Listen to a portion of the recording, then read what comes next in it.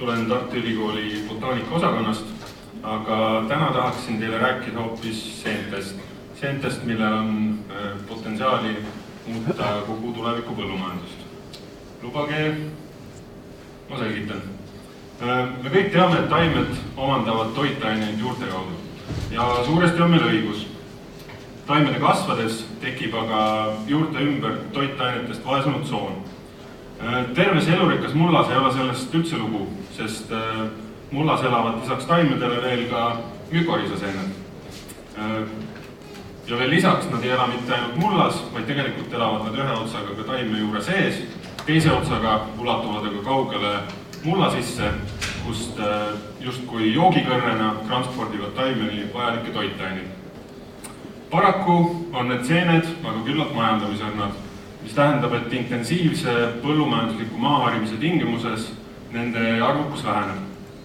Seega, kui elurikkas ja terves mullas toimub väärtuslike toitainete transport seene kaudu mullast taime kasvab suureks ja tugevaks, annab rohkelt saaki ja kasumit, siis intensiivse põllumajanduse puhul need toitained uhutakse mullast välja ning põllumees peab tegelikult oma raskelt teenitud raha taaskord hakkama mulda panema. Seega, kui näiteks teie olete taim, mükoriisa on teie joogikõrs ning väärtuslikud taimetoitained mullas on mõnus jäätisekokteil, siis tänapäevane intensiivne põllumajandus on teie võib-olla natukene liiga kuraažitäis sõber, kes teile teie jäätisekokteili sülle ajab ja siis paarist pooleliitrise viinakokteili asemele toob. Sellepärast, et tema teab täpselt, mis teil vaja on. Mina pakun välja, et me võiksime siiski juua kõik jäätisekokteili ja võiksime lõpetada keskkonda koormavate mineraalväetiste ülekasutamise. Ja võiksime hoopis selle asemel anda kätte taimedele need tööriistad, et nad saaksid ise need toitained mullast kätte. Ja mis me selleks teha saame? Esimene asi probleemi lahendamisel on muidugi probleemi defineerimine.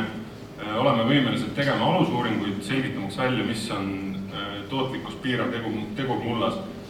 Juhul, kui selleks teguriks on mükoriisaseened, saame anda nõu, mida ette võtta.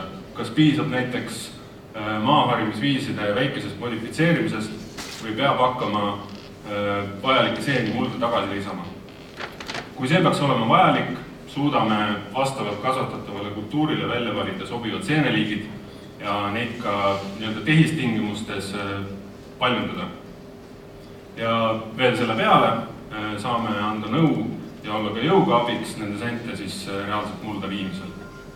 Ja samuti hinnata ka siis tehtud töö tulemuslikkust. Ja mida meil täna vaja on huvitatud partner, kelle kaasabil need üksikud osad siduda kokku üheks tervikuks ning viia tippteadus sisuliselt põllule. Nii et kui olete kas või kaudselt seotud mõnega nendest valdkondadest, siis on taimede ja seente vaheline partnerlus oluline ka teie jaoks. Tulge minuga rääkima, võtke minuga ühendust ja arutame põllumajanduse tuleviku üle. Aitäh!